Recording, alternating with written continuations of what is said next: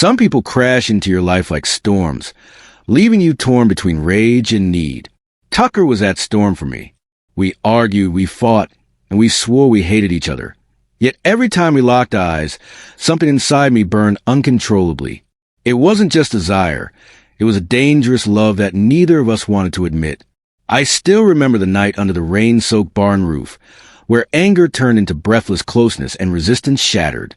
Even now, I wonder, were we enemies pretending to fight, or lovers destined to surrender? This is how our war became love. The first time Tucker and I clashed, it wasn't about anything important. A broken fence, a wrong word, a glare that lingered too long. But from that moment, the sparks never stopped. Every conversation became a battle, every meeting a storm, and yet, in the middle of every fight, I caught myself memorizing his jawline, the curve of his lips when he smirked, the way his hazel eyes narrowed like he was trying to break me and hold me at the same time. I told myself I hated him, but my body betrayed me. I leaned into every argument like it was a dance, craving more. There were nights when I swore I wanted nothing to do with him, but then I'd hear his boots on the gravel road near the ranch house, and my chest would tighten. Tucker had a way of filling the air with his presence, loud, sharp, magnetic. The worst part? I knew he felt it too. Our fights always ended with silence that was too heavy, too charged. One wrong move and it would tip into something we weren't ready to name. Sometimes, I'd lie awake in the dark, wondering what it would feel like if we stopped resisting, if his anger melted into a touch, if my defiance turned into surrender. The night everything shifted, it was raining. The storm had blown half the barn roof loose, and we worked side by side in soaked shirts, hammering wood and shouting curses over the thunder. He looked at me then, hair plastered his forehead, water dripping down his neck. Lips parted like he was about to say something more than anger. That look broke me.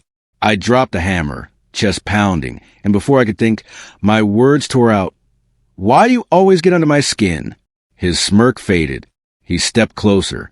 "Because you let me," he whispered. The space between us was too small, too dangerous. My pulse raced, half fear, half need. I should have stepped back. Instead, I stayed. Inches away from Tucker, rain falling around us, our breaths mixing in the damp, electric air.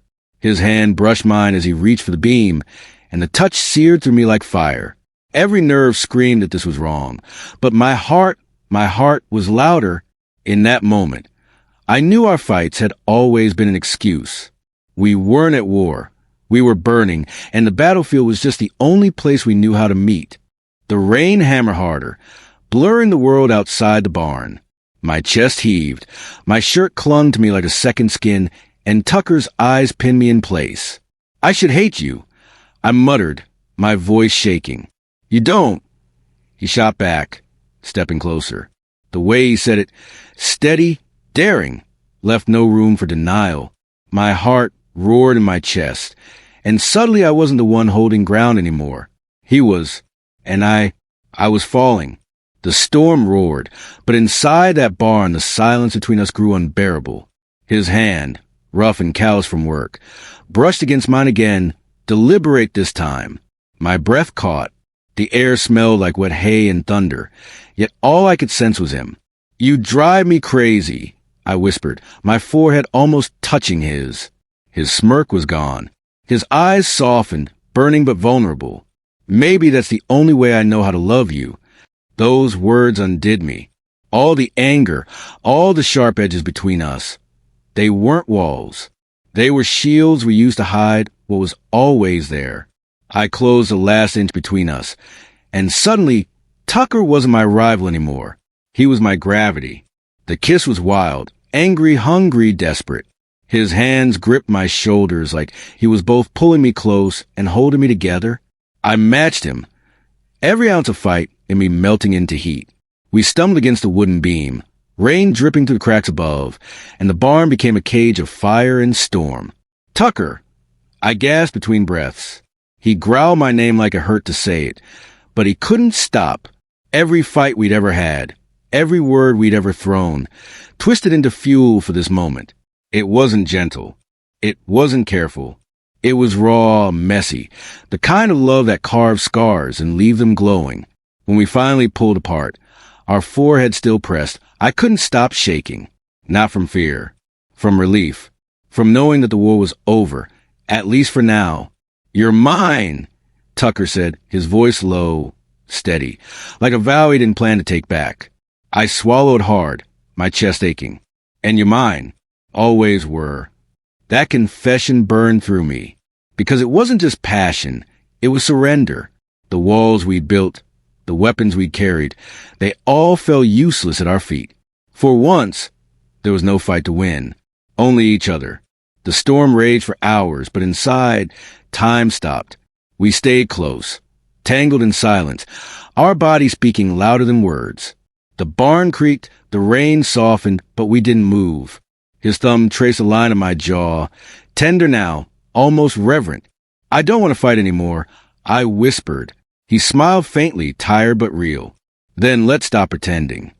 Tea was the first peace we'd ever made, and it tasted like thunder and hope. Days after, people still saw us clash. Old habits don't vanish in a night.